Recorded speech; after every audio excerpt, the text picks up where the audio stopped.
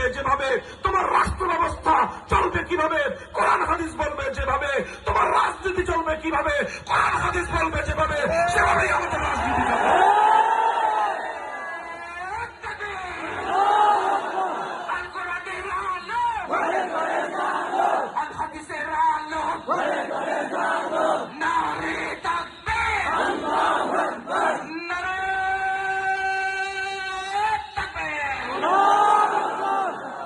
মোহতারাম হাজিরিন, এই জন্য আমাদের সকলের কাছে পয়গাম, যদি আপনি সঠিক বুনিয়াদের উপর নিজের জীবন চালাতে চান, শেষ বিচারে যদি ঝাঁটার বাড়ি থেকে বাঁচতে চান, কোরআন হাদিসের উপরেই জীবন চালাতে হবে।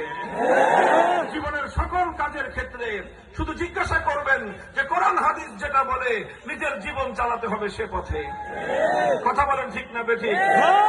ব্যক্তিগত জীবন চলবে কোরআন হাদিস অনুযায়ী, পরিবার জীবন চলবে কোরআন হাদিস অনুযায়ী, অর্থনৈতিক ব্যবসা বাণিজ্যের জীবন চলবে কোরআন হাদিস অনুযায়ী, প্রফেশন এবং নিজের যে চাকরি, নিজের প্রফেশন কর্মজীবন চলবে কিসের ভিত্তিতে? কোরআন হাদিসের ভিত্তিতে। যদি রাজনীতি করতে হয়, রাজনীতিও চলবে কিসের ভিত্তিতে?